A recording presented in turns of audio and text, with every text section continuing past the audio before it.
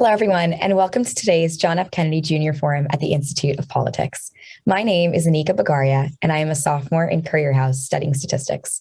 I serve as the diversity chair of the John F. Kennedy Forum. The historic nomination of Ketanji Brown Jackson, an alum of the Institute of Politics, and the upcoming midterm elections have both sparked and deepened conversations on how our system of governance can be more reflective of America's diversity and include historically marginalized voices. To delve into this topic and explain the underpinnings of such systems, it is my honor to introduce the Presidential Campaign Manager for Al Gore, Donna, Brazile, and IOP Fellow and Presidential Campaign Manager for Julian Castro, Maya Rupert, both of whom are two of only 3 Black women who have managed a major presidential campaign. Ms. Brazile is an ABC News contributor, veteran political strategist, and adjunct professor in the Women and Gender Studies Department at Georgetown University. She serves as the King Endowed Chair in Public Policy at Howard University, in addition to previously serving as the interim chair for the Democratic National Committee. She has also chaired the DNC's Voting Rights Institute. Ms. Brazile has lectured in over 237 colleges and universities across the country, focusing on diversity, equity, and inclusion, as well as women in politics. She's a best-selling author who also writes for The Griot, serves as a member of the USA Today Board of Contributors, and is a guest columnist for The Hill newspaper. Ms. Rupert is a political strategist, writer, and distinguished fellow with Community Change. In addition to serving as Julian Castro's campaign manager for his presidential bid in 2020, she has also managed Maya Wiley's New York City mayoral campaign in 2021. Following Castro's exit from the presidential race, Ms. Rupert additionally served as a senior advisor to Elizabeth Warren. Through her role as an IOP Spring 2022 resident fellow, Ms. Rupert leads Harvard students in navigating the process of reshaping politics and the process of determining our political leaders through her study group. Thank you so much for your time, Ms. Brazile, Ms. Rupert, and I hope everyone here draws inspiration from our conversation today. I'll turn it over to you. Anika, thank you so much for that incredible introduction. I want to thank the IOP for hosting us today. For all of you who are attending, thank you so much for taking time this afternoon. And I will say, most especially, Donna, I just want to say thank you both. One, just for appearing with me today. I just am so honored to be doing this. But secondly, just for the generosity that you have shown me over the years, I will say we're going to talk today about how we reimagine democracy to create a more reflective system. And I think one of the challenges there is that when you're doing something where not many have done it before, when you're the first or the only, you don't have the same network, right? That a lot of folks who have come before you have. And I know as the first Black woman to have run a major presidential campaign, I know that's something you struggled with. And I am just so grateful for your grace and generosity in making sure that those of us coming up behind you have not felt that way. You know, you were immediate to extend a hand and wisdom, and I'm so grateful for it. And it's honestly something I have tried to emulate for the women sort of coming up after me. So I just very truly want to thank you for that.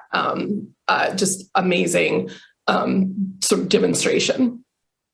Well, I want to first of all thank you. I want to thank the IOP family, my good friend, and I have to call him a brother because I've known Mark for most of my adult life. So brother Mark Guerin, brother Seti Warren, brother Seti Warren's dad, Joseph Warren, Paul Parks, brother Pratt Wiley, and so many others really instilled such a great sense of purpose in me when I came up to Boston the first time, my first tour for the Dukakis campaign. Of course, I've had 3 tours in Boston, the Dukakis campaign, and then the IOP, which many of you probably don't know this, but in 2001, I became a fellow, and it really was a key moment in my life that I hope I can share with the students and others.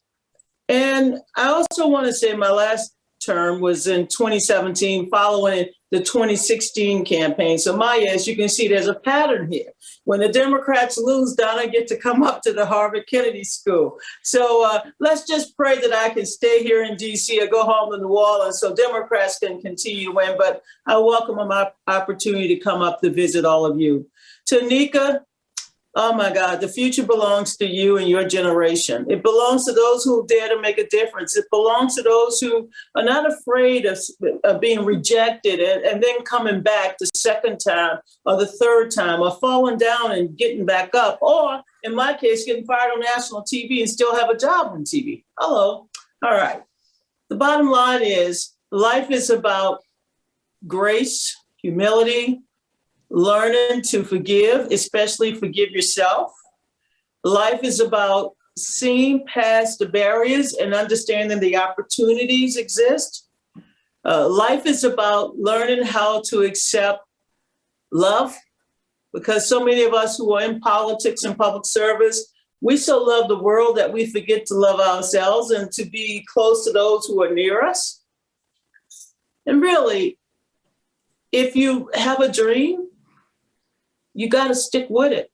If you have a passion, you have to stick with it. And no matter what people think of you, just keep going. That's the wisdom that I think I want to start off by sharing. Keep going, keep moving, keep believing, keep your pride, but also understand that you have joy in what you're doing in life, and that you can actually make a difference and make money. You can't rule out one. You could actually make a difference and be in love and love life and society. There's so much you can learn. But Maya, this is your opportunity. You know, I like to ask questions too. So how are you holding up, Chris? How are you holding up? Thank you for that, because I feel like I was like, let me just close my eyes and take this in as you started talking, which I feel like is often how I feel when you start talking, Donna. But seriously, I think those are all messages that we need to remind ourselves often in this work, whether you're just starting it out or whether you've been doing it for a while. That was beautiful. Thank you for that. You're welcome. But I want to talk, and you just said, one of the things that it's about is sort of seeing past barriers and seeing opportunity. And I want to turn us to what I think has to be our first topic, given what we want to talk about, and given what's been going on this week, someone else who's been seeing barriers and hopefully being able to see past to the opportunity. And that's obviously Judge Ketanji Brown Jackson. Many of us, I think, have been watching Wrapped, the confirmation hearing. And I know for a lot of Black women, I will say, it has honestly been painful to watch a lot of this week. And I want to, I guess, just as a starting point, if you could just share some of your reactions to the hearing. Well, I have many reactions, but before that, I just want to let you know, on Monday, we organized many rallies. We were able this week to get so many students, especially HBCU law students, historical Black colleges and universities. So FAMU, the Southern University from Baton Rouge, Louisiana, of course, Howard University, and also Black female deans of major law schools, including the law school there at Boston College. This was an incredible week to understand the path that we have taken to get here, as well as all of the things that we have to still overcome. So first of all, I kept some posters for you. This is the one that I love too. Black women are supremes. Of course, Diana, here we are. I got that one for you, Maya. And this one here, I kept my justice, she's Black. I got this one for you. Oh, girl, you're gonna love this. And most of all, I got just some regular confirmed Judge Jackson that I'm gonna send up to you for the students, a part of your class. And I'm gonna sign them because I want you to know that this is a moment. Here's another one. And while I don't want to pop up from my seat because my dog is here, so I have a box that. And I just want you to be in this space when I say this. I have a box from an organization called She Will Rise. They brought it to my house. No sooner than candidate Biden announced that he would put he would put a woman on a ticket. We all started organizing, you know that. Yep. Then when it was finally learned that it was Kamala, people probably don't remember this, but we thought, yeah, she's a woman. Just because she's Black and of South Asian, she's a woman, so put on a ticket. But then he had a promise in South Carolina to put a Black woman on the Supreme Court. And there was an organization that just started organizing out of nowhere. Saying organically and immediately, right? She will rise. Right. Yes. So I have socks. I have the T-shirts from almost 2 years ago. Okay. Not 2 years ago. You know what I'm saying? 18 months ago. Because it was in August of 2020. But they gave me a box and they're like, she will rise, she will rise. And every morning I would have a cup of coffee. In fact, my coffee cup this morning was she will rise. And I'm not even thinking of why I'm using that coffee cup. So here's what I want to say. The pain that we experienced this week was a reminder that this journey took a struggle. This struggle took a movement, and this movement took not only faith, but also leaders, people who were daring to make a difference. Every woman and man that have come through a door that was the first got beaten in some way. Every white woman who's come through a door that's never been opened has got some wounds. Every gay person, every Muslim, every Jewish American, we've all come through something. Asian Americans, we've all come through something that was traumatic. Native Americans, traumatic in the sense that when change occurs, there's going to be some pain. I'm sorry, birth is a painful process. And while I've never given physical birth, I've had well over 300 children in my lifetime. Don't ask about the dads. But the point I'm making is the part that was, I kept my joy. The part that was really upsetting to me, and I would like to hear from the students about this, was this moment when they started questioning her judicial philosophy. Are you this? Are you an originalist? Are you this? Are you? And as a Black woman, I got in a space where don't ask me what I think. Know that I love justice. I love the Constitution. I love the system of law. That's what you should ask me. How are you going to ask a Black woman to talk about where she stands when she just finally got included in the Constitution because she was simply a Black woman? Why are you going to ask me about my pain and bring my pain up and my grandma's pain and my mama's pain and everybody else's pain? Why don't you see that I got my mama here, my daddy here? You know I must be okay because I got a mama and a dad. And I got through Harvard Law School, Harvard College, and Harvard Law School. And if that's not good enough for you, then what else do you want from me? My mama gave, my grandma gave, my grandpa gave. What else you want from me to prove my citizenship? And after all, democracy is about citizenship. It's we the people. They didn't say you, we the policemen, or we the members of Congress, or we the priests, or whatever. They didn't even say we the pundits. It said we the people in order to form a more perfect union. So this week I felt like I had to once again explain that I love America. But when is America going to just simply know that I just want to be like everybody else? Right. That's how I feel. I'm joyful because she's going to get confirmed. Joe Manchin said it today, so I'm just going to echo what he said. She's going to get confirmed, y'all. So back off her. Right. Don't slime her. Don't take her. That's it.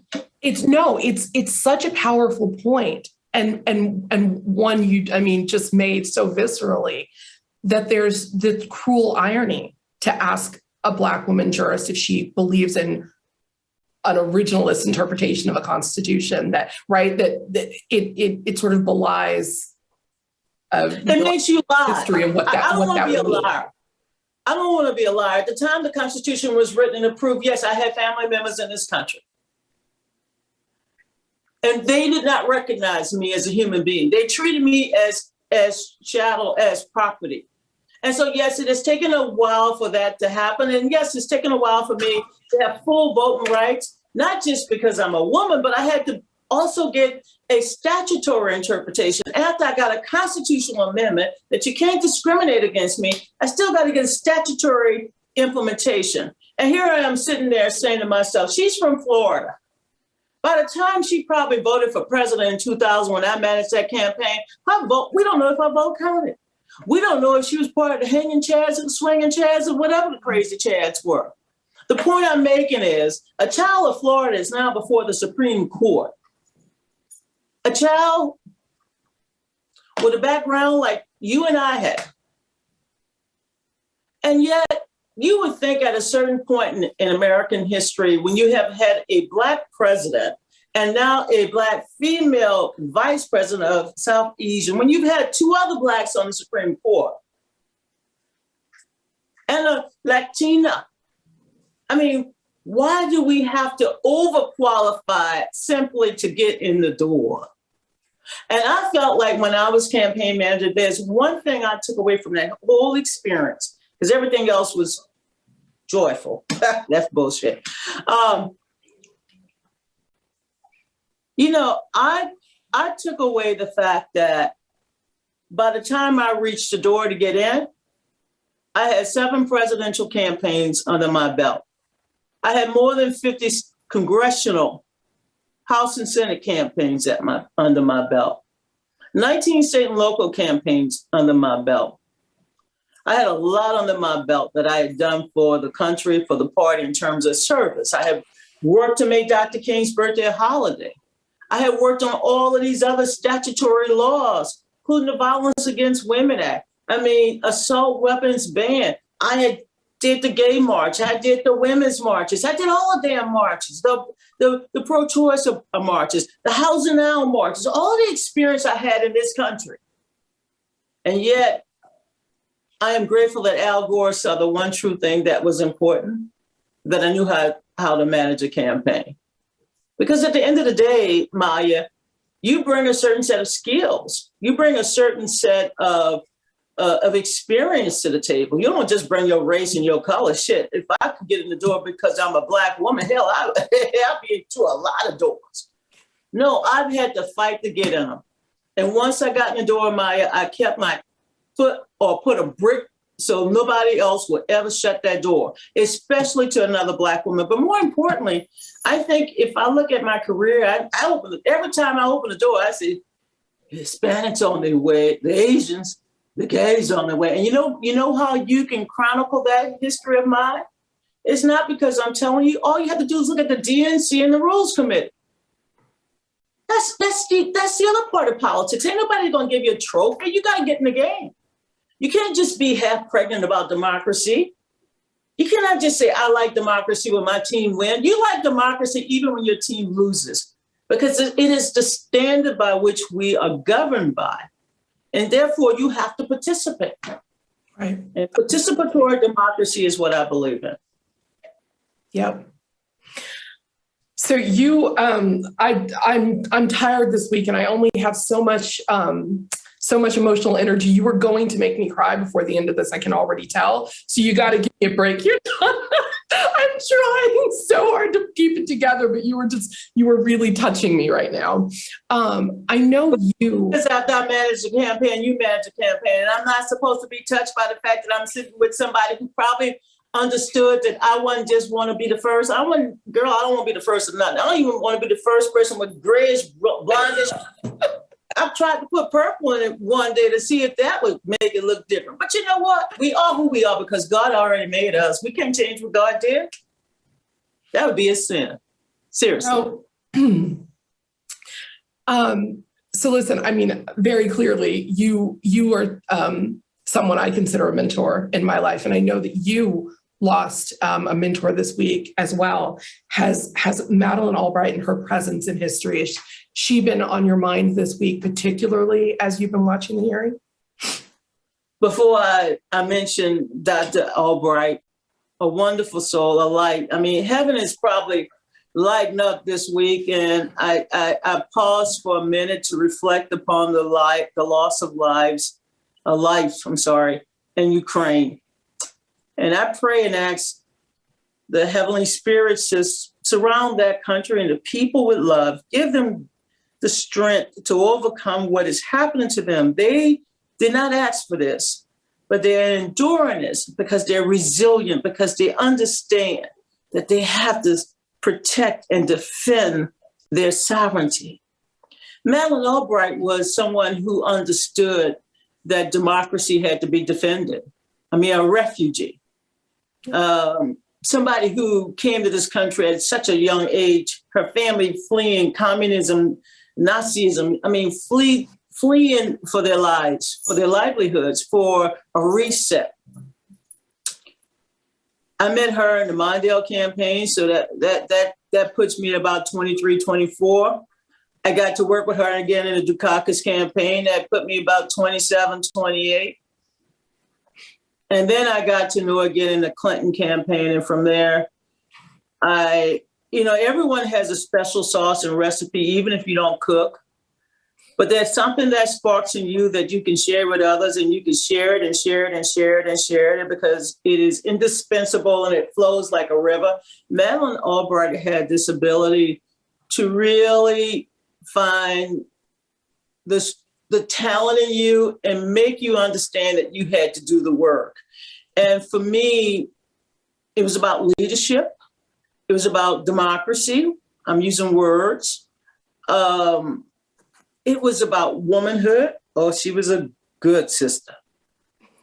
But it was also about young people. I mean, that's the part. Madeleine mentored a lot of people. Secretary Albright mentored women in both political parties. She mentored the Condoleezza Rices of the world, okay? She mentored the Wendy Sherman, who I know very well. She mentored women and molded us after she mentored us. And said, look, I know you like the domestic policy and you've been to all 50 states and you've done all of this, but you know what? You need to understand we need strong women in Africa too, Donna. Strong women in Eastern Europe, Donna. I mean, I mentored somebody from Kosovo. She made me understand I had to go to Ghana. And this is where I get emotional. She made me understand that I had to go to Africa, to Kenya, to Namibia, to South Africa, and train the Black women parliamentarians. She said, Donna, they want to run for office, but they've never even been told they could lead. And you could do it. I was in my 30s. That's Madeleine Albright.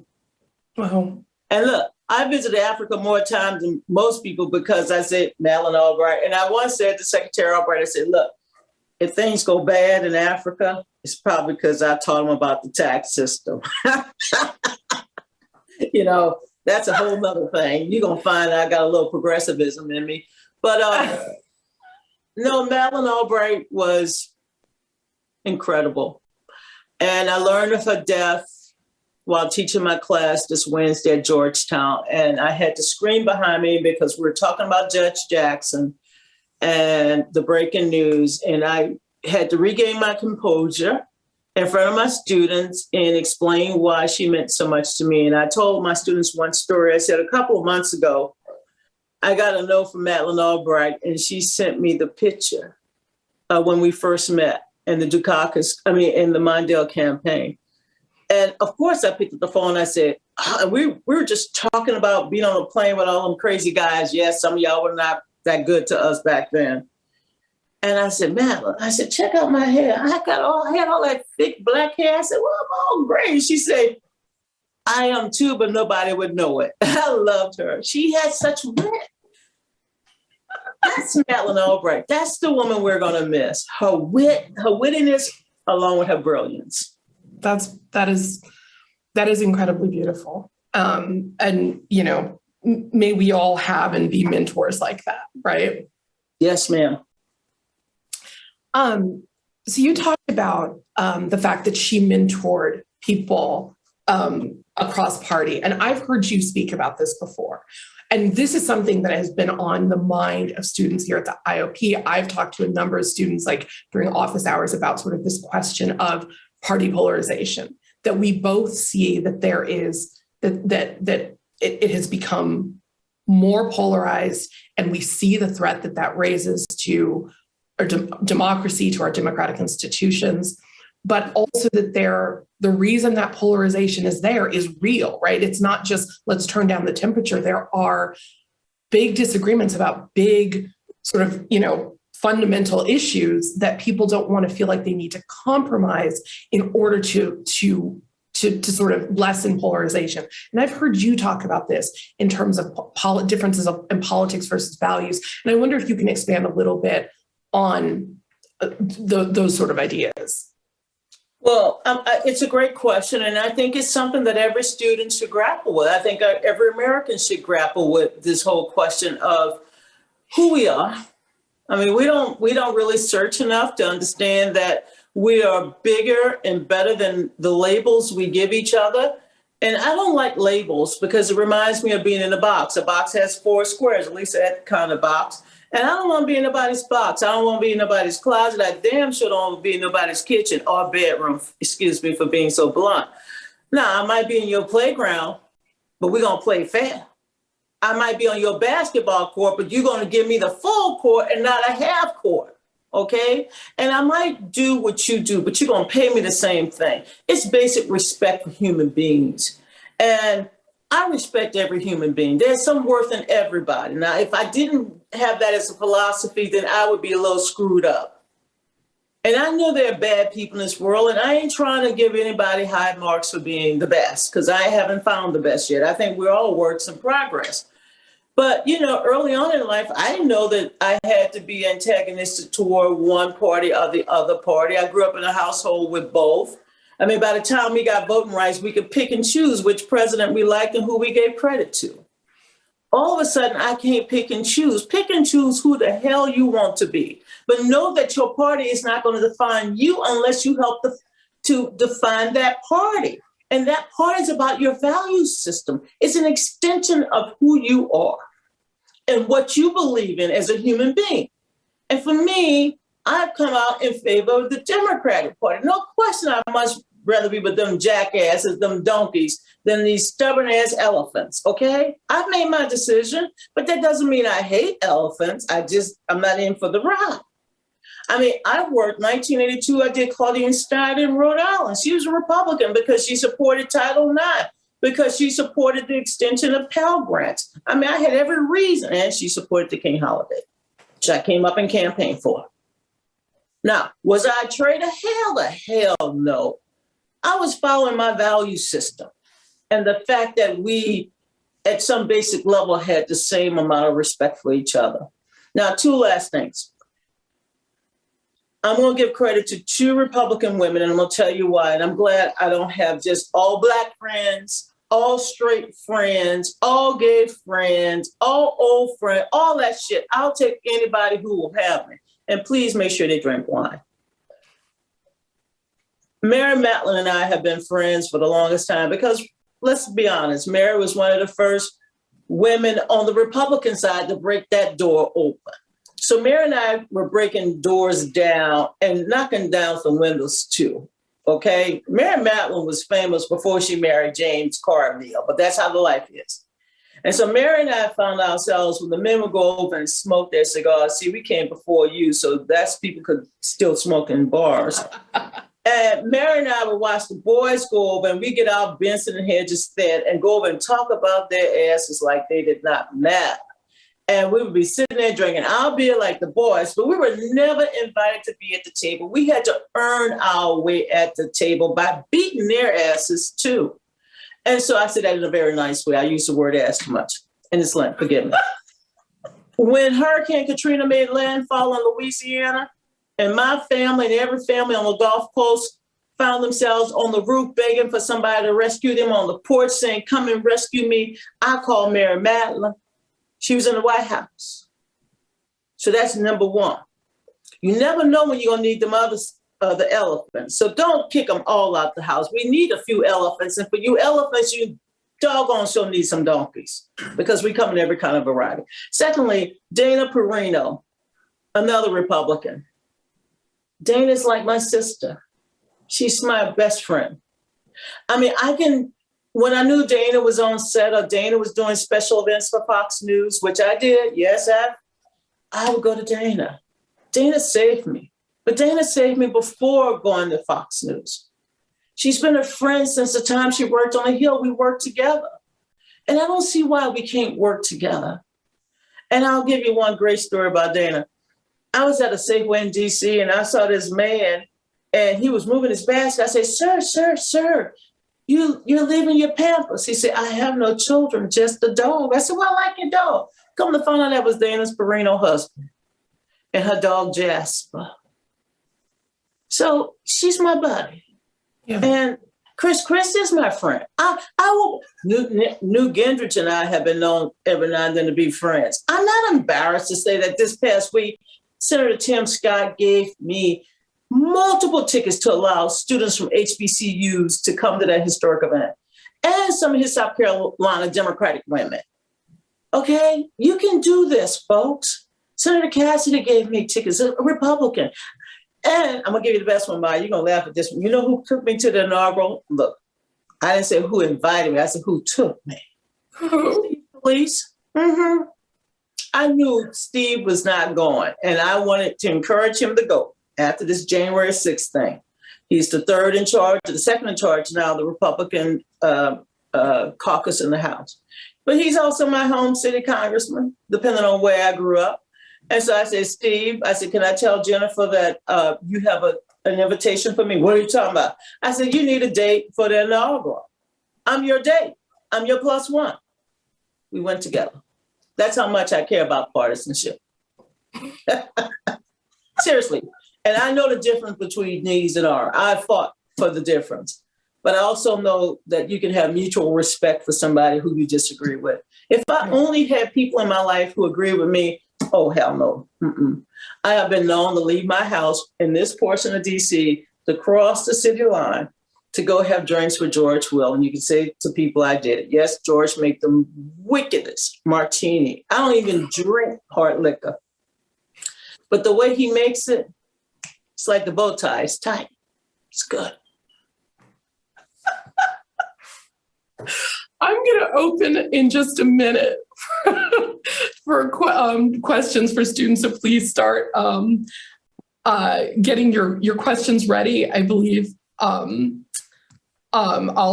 give you some more instructions in just a second. But I want to close, Donna, with a question I'm hopeful you can give me some insight on, because it's something that I think about a lot but don't have a great answer for. It's something you alluded to earlier. You were saying you don't want to be the first, right? You don't want to be the only. I think we both sort of say versions of this a lot, right? That's that we desperately want to lose count, right? We don't want to keep knowing number one, number two, number three. We want so many coming up behind us that we lose count. How do we lose count? Oh, it's easy. I think we've already loosened the pipeline. Let's start with the pipeline. I mean, sometimes you could build a pipeline and it's so tight that the people that you want in it can't get in it. And that's because you have laid down something that nobody else possessed. And you made yourself the one. No, you're not the one.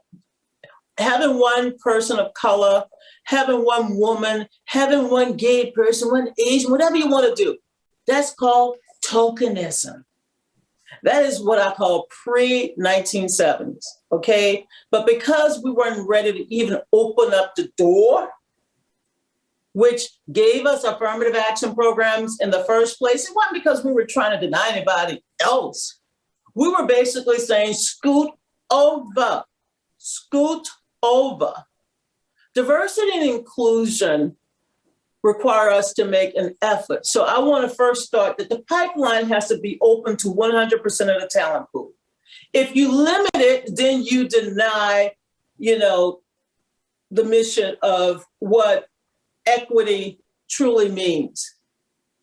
And so all I'm asking is that the way we do it, my sister, is to make sure that we're practicing equity, that is part of who we are, and the nature of our business, the nature of our interactions are all about equity, giving people, open the door, and don't put no other criteria unless we can discuss what those criteria are.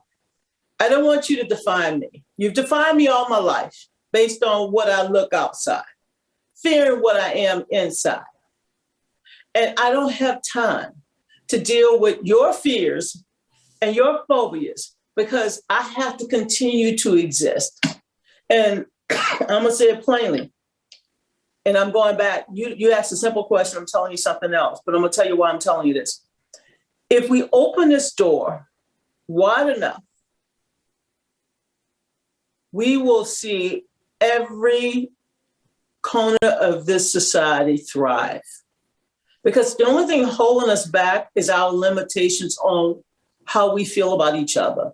Open it up. I mean, you ain't gonna hurt nobody. They had them hidden figures, and now we found out that John, all them folks went to the moon, okay? John Glenn, all them folks. But it was the Black women who taught them how to shoot it up and hang on in gravity. I'm sorry, y'all, but y'all know that's hidden figures. Go read it. Go see the movie. The Black women. So we're free. Open the door. Let's open the door. Let's lose count. All right.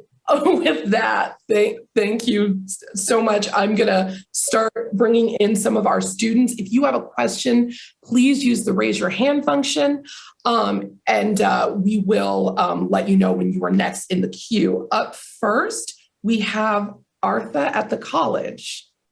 Hi, Artha. Hi, Miss Maya. Hi, Miss Donna. It has been such a privilege and an honor to listen to your stories and to your insights. I'm Artha Jonassin. I'm a sophomore at Harvard College studying government and global health and health policy. And my question for the both of you is that, in our current socio-political climate, there's this like concerted and almost augmented focus on race and gender issues. And when I think about the Black women in my life, when I listen to the two of you, whether that's in study groups or even on this Zoom call today, we're able to do it all. We're not limited to just these race and these gender issues. And Ms. Donna, you mentioned how you hate being put in boxes and boxes are not for you. So my question is, how do you in this climate, overcome being put in a race and a gender box? How do you demonstrate that you have other muscles to flex? You've got a foreign policy muscle, or you've got this political communication muscle that you're able to flex and show people that, yes, you are a Black woman and you care deeply about these issues in your communities, but that's not all you can do. So, Arthur, where are you from again? I'm from South Florida. All right. Well, God bless you. Broward County, Miami-Dade, which one? I was born in Broward and then I moved to Okeechobee. So I'm right next door to Martin County, where I know you've had lots of, a lot of things. That's not one of my favorite counties, but I love Florida. And I really appreciate each and every one of the 67 counties and the 29 electoral votes. God bless you. Maya, I want you to answer this one with me. After the election of Barack Obama in 2008, you felt that these barriers were going to finally get lifted because he broke the mold, right? Absolutely. Yeah. Okay. Yeah. All right. That's one point. I'm only giving you my points, and I'm sure everybody on this this Zoom has their own points, but I'm giving you some recent inflection points. See, I don't have to go back to slavery to tell you all of this. And I don't even have to do segregation to tell you all of this. I don't even have to do the 60s to tell you all of this. So I'm not going to tell you when you whipped me. I'm not going to tell you when you separated me. And I'm not going to tell you all this humiliation about how long it took me to get a house, although I had the down payment because of the red line. I'm not going to tell you all of why I have to show up 4 miles from my house to drop this ballot, and there's no public transportation. Can you just put the drop box here at the county line? No. Friends, after Barack Obama and after George Floyd, we really believe that Black people didn't have to tell you all of this anymore. The burden of race should not be on Black people alone. We can't solve America's race problems, nor should we. So I am hopeful that we deal with the unfinished agenda of the 16th, 17th, 18th, 19th, whether you want to start in, 1619 or 1776. But let me just tell you this, just start now. Just start now. And if we own up to our responsibilities, and a democratic free society, what we can do to end the terrible mistreatment of people of color, Black people, if we can even deal with some of our other contradictions, and one of them being income inequality, one of it being the wealth gap, one of it's just saying 725 is good enough for you, but making $1.8 billion is what I want. And don't touch my taxes. And then gonna blame me for being soft on crime, but when I'm trying to clean up the guns, then I'm anti-Second Amendment. What the hell do you want me to be? So, honey, sister, leader, author, figure out how we solve this stupid pastime fixation on race and gender, and I will tell you how America will be the strongest, most prosperous nation for the next 500 years. But we're playing with time now, and it's a damn waste of time for us to be doing all of this, you know what I'm saying. Take it over, Maya. I would just, thank you for that. I would just add, I mean, I think that this is something we probably all struggle with, right? I'm a Black woman. I'm proud to be a Black woman. That is never going to be something I will not lead with. It's the way that I move through the world. It's the way I learn to see the world. And it does inform a lot of what I do. But I come into a lot of spaces where the expertise that I'm bringing is actually something different. Or there are people who know, sort of who are doing some of this work in a way that really they should be deferred to on a racial justice issue. And I'm going to talk about something else that I've done, right? So, I mean, I almost feel like the way I think about it is the boxes are going to exist. I think the answer a lot of times is more boxes because we can't get rid of them. So it's like, yes, I'm a Black woman. I'm going to come in as a Black woman. I also have the experience that I have in electoral politics and social justice, in housing policy, and in all the places that I've worked and led and happened. So I almost think of it as the way I sort of challenge it isn't to shy away from being a Black woman any more than I would shy away from having expertise in, reproductive justice or anything else, right? It's just that I sort of present myself that way and try to, try to sort of to overcome it. I understand what you're saying, that people can try to limit based on those things, but those things aren't all I am any more than anything else is, but they're part of who I am. All right. Thank you so much for that question. All right. With that, I want to turn to Luke, who I believe has our next question. Hi, thank you so much. And thank you, Ms. Brazile, for joining us. Really appreciate your time with all of us today.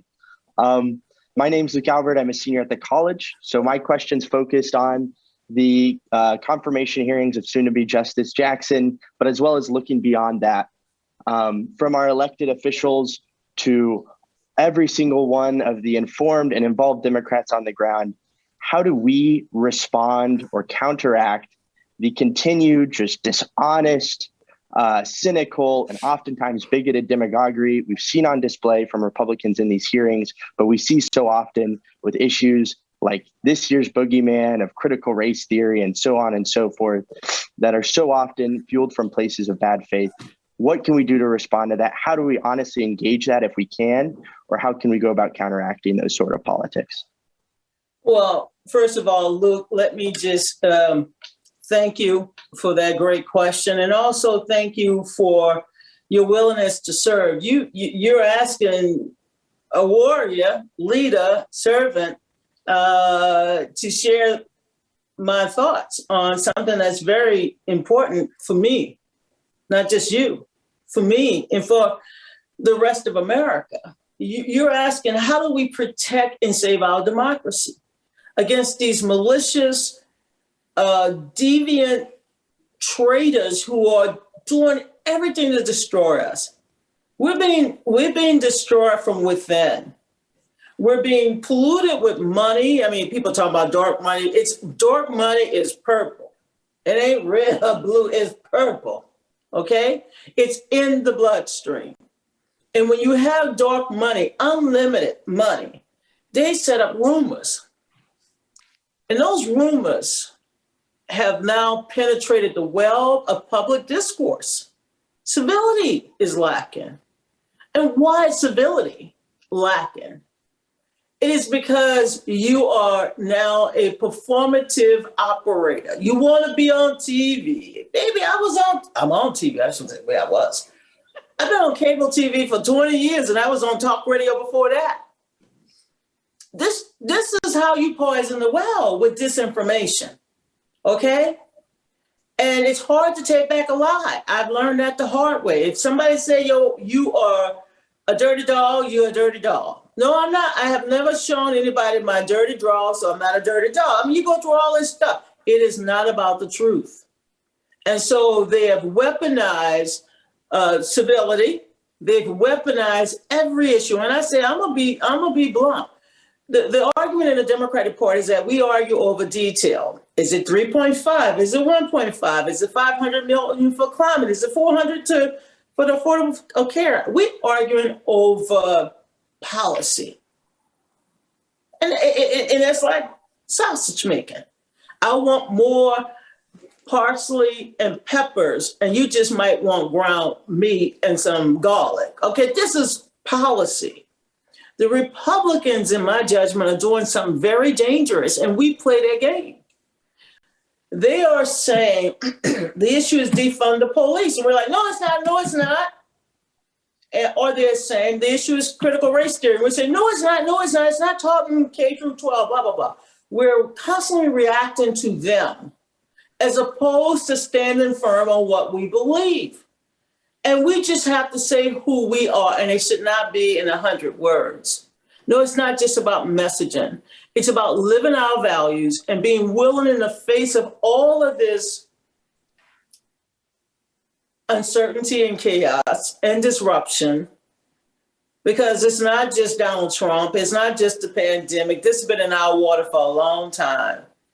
And if we don't stop it now, then when will we stop it? I'll tell you one last thing, Luke. Look at them brothers and sisters in Ukraine. Even when the women leave the country with the baby, many of them are coming back to fight. They're leaving their babies to go back and fight. That's bigger than them. That's bigger than their families. That's a love of something. And when you find that love in something, you better stand for it. And you better make sure your party stand for it. And then you can make sure your fellow Americans can stand for it. But never stop believing in who you are and what you believe in. I know you believe in democracy for all. You believe in equal justice under the law. You believe in the rule of law. Okay? You believe in second chances. You believe that every American should have the right to counsel. I mean, all of these things is what we all believe. But on the other side, they're accusing us of defunding the police. Or in my case, aborting a baby. I said, honey, at my age, only Sarah in the Bible survived that, not me. There's no miracle here. I'm an organizer. And you are one too, Luke, and thank you for your great question. Maya? Thank you. Thank you for that.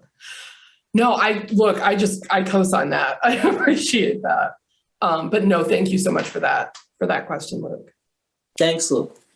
All right, with that, let's go to Julia from the college for our next question. There you are. Hi, thank you guys so much for both being here today. It's been a really inspiring conversation. You guys talked a little bit earlier about like your ability to maintain friendships with people from across the aisle and other parties. And as sort of touched upon earlier, I think it's been very hard as a young student for people to sort of cross that polarization divide. And how do you think people from both sides of the aisle should go about sort of maintaining those friendships? And how have you done that in your experience so that we can like foster less like hateful polarization? Well, I don't know about you, Julie. Julie, I didn't ask Luke where he was from, and I apologize, Luke. Julia, where are you from? I'm from Connecticut. Oh my Lord, you from the Nutmeg State. There are so many examples of the leadership of people in Connecticut, and both on the Republican and the Democratic side. Start with knowing the history of where you're from, and all of the the great members of Congress and the history of Connecticut. So I always believe you start from a historical or a personal or cultural or some relations. The way you find Republicans and the way you find any human being is find something that you love.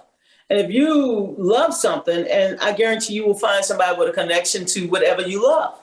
So you start there. And then if party label, if you go to an all Democratic meeting, you want to find somebody to talk to, yes, you will. But find some nonpartisan events to go to. And if they happen to be Republican, so be it. They happen to be, independent, libertarian, whatever, socialists. I mean, hell, they're paying taxes, call them whatever you want. They're capitalist socialists, they're socialist cap. I mean, find some commonality.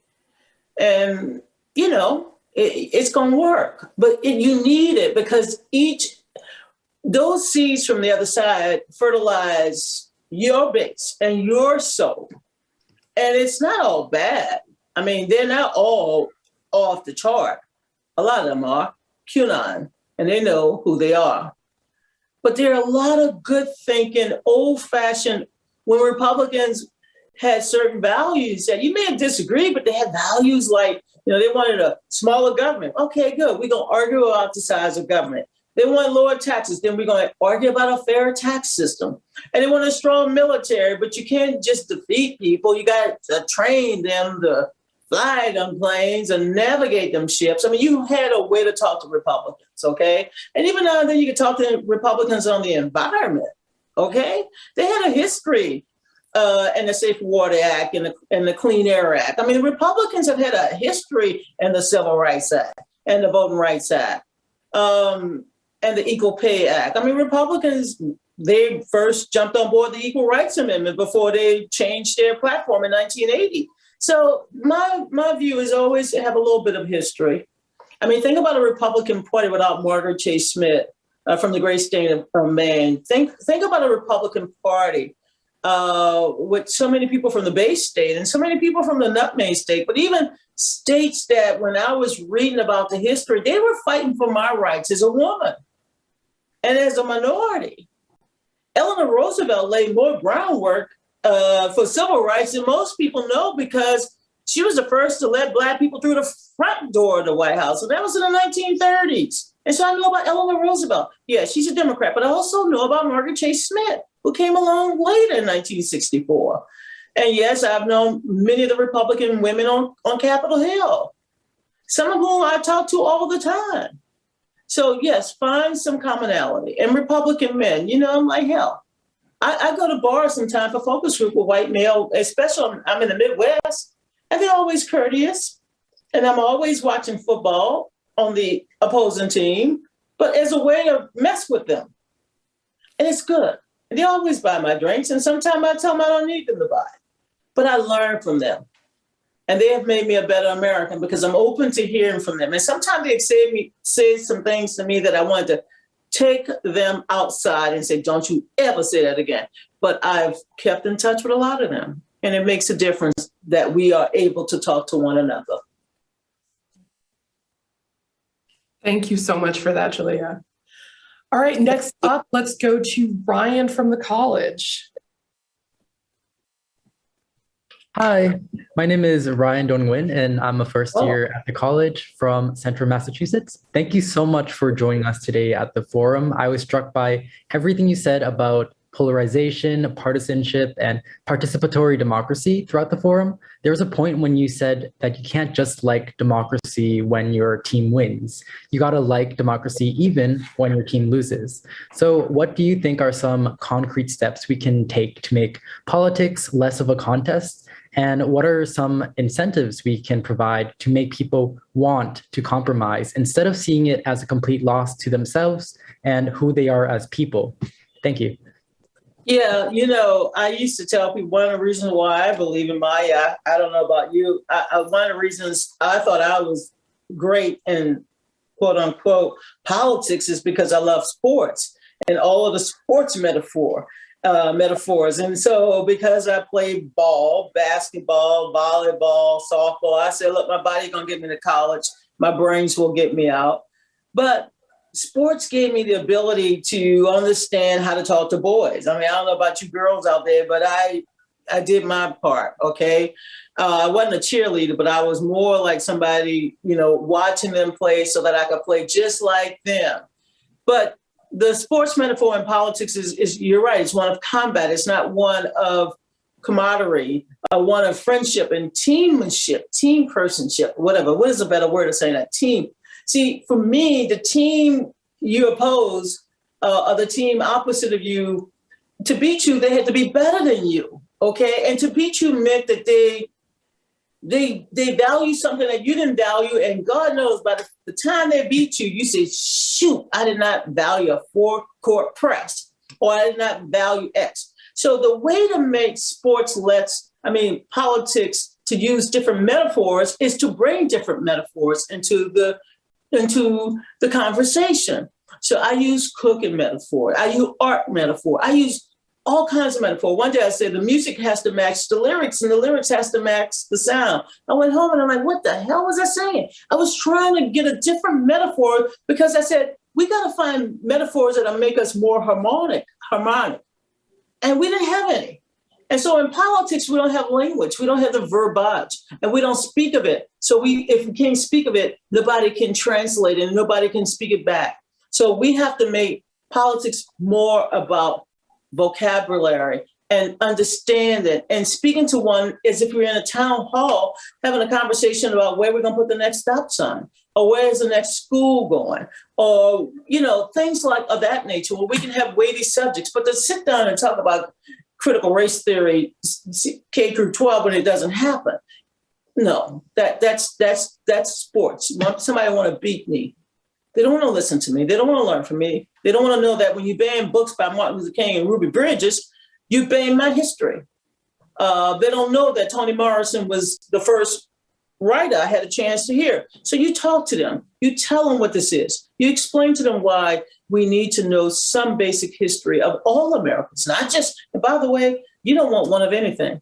The best thing that ever happened to me is when I first went to Europe. I learned that there were more flavors of white people. There are Italian white people. There are French white people. I was in my 20s and I did not learn, because all of my adult life, I was taught basically to say all white people, not, men, women, whatever.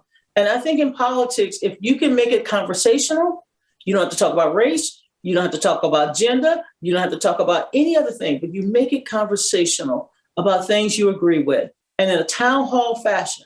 And even when you debate somebody, don't debate the best and worst of each other. Debate what's better for all of us. Make it a little global. It won't hurt you. You'll still have your edge because you got your smile. Thank you so much. Thank you so much.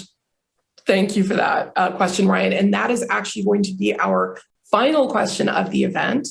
I was just getting started. I don't have to cook gumbo this week or jambalaya. And I had a sad day when one of my neighbors died. So I promised some of the other neighbors we were going to sit on the porch tonight and just celebrate Miss Lillian. So God bless Miss Lillian. She died at 98 years old. Wow. What a beautiful thing to be able to do with your neighbors. Well, listen, I want to thank you profusely, but I'm not going to close. I'm actually going to turn over to IOP Director Mark Guerin, he's on now, who's going to close out for us. Donna, well, thank you, Maya, for beautiful moderation. Donna, how can we thank you enough for taking some time on this important Women's History Month with two inspiring women, for what you've done in politics and what you've done for public purpose and the life of consequence that you have led. So it's wonderful to see you. Thank you. We end this week at the forum, Donna, after 5 really interesting forums, including Governor Chris Christie on Monday, and Maya Rupert moderated last night a fabulous forum with Secretary Castro. So it's been a busy week. So we invite all of our viewers and to look at our website and follow our social media for 5 really interesting sessions we have next week. On Monday, we begin with Nobel Prize winning economist Joseph Stiglitz. We'll be here for the James and Kathleen Stone lecture on economic inequality. That is on Monday. On Wednesday, we have 2 forums. First, a virtual forum with Dr. Eddie Glaude of Princeton on reckoning with the past and rebuilding the future. And then at 7:30 that evening on Wednesday, The Kennedy School's own Professor Graham Allison will be in conversation with former Australian Prime Minister and the CEO of the Asia Society, Kevin Rudd, on the issues of China and Ukraine and world contemporary events. So very timely and important conversation. On Thursday, we have a very interesting forum welcoming some of the youngest elected leaders at the state and local level. Peter Hamby will be here who's the host of Good Luck America on Snapchat. He will be moderating the session. And then finally on Friday, Senator Tim Scott will be here in the forum at 4 o'clock. So 5 really interesting forums, much like this week. But Donna, you've ended us with inspiration for the week. It's a privilege to call you a friend, certainly, and to have the association that we honor you for, of your devotion and commitment to the Institute of Politics. So with that, have a good weekend, everybody. Come back up to see us, Donna. And Maya, thank you so much. Give Mary my regards. Will do. Take care. Bye-bye. Bye.